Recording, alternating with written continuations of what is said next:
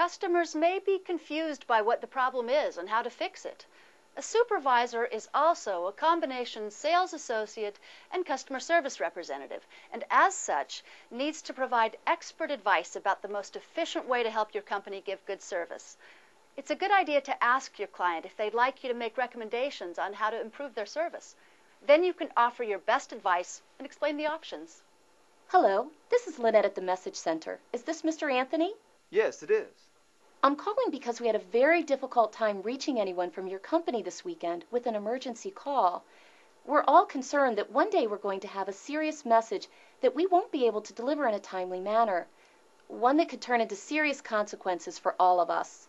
Oh, yes, you're calling about the message from Jeffers Motors. Yes, sir, I am. We weren't able to deliver that message for nearly 3 hours. We have had other occasions where none of your engineers have been available, and neither of your senior staff members could be reached either. It runs up your bill when we call so many people with no results, and it irritates your customer who's waiting for a reply. I thought I'd call to see if I could make some recommendations to ward off a disaster. Well, I'm open to suggestions. I'd recommend that you have each of your 3 engineers rotate being responsible for taking on calls for a week, rather than having us call down a list of people every time we have a message to dispatch. You can still have the other 2 people as backup, but by having only one person know that they should be reachable for a week, you will assure your callers faster service.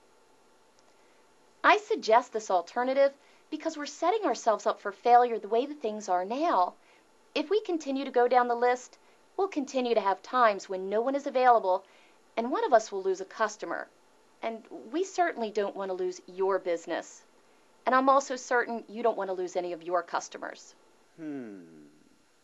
And when we go down the list, the first person on the list is always going to take the brunt of the calls. Well, that's the intention.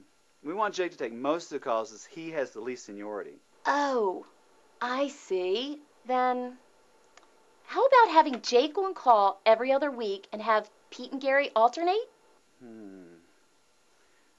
I don't know.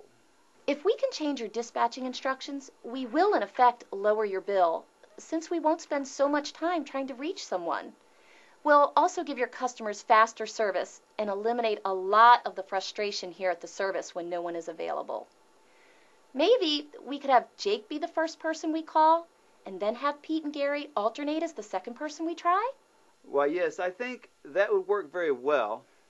Try to reach Jake first, and then we'll alternate Pete and Gary as the second person to call. You can still call the third person if the first 2 aren't available. Yeah, I think that would work just fine. Go ahead and make those changes. I'll let you know who will be second on call later today. Thank you so much, Mr. Anthony. I think we're all going to win with this new arrangement. I'll have the changes made to your account profile before I leave today.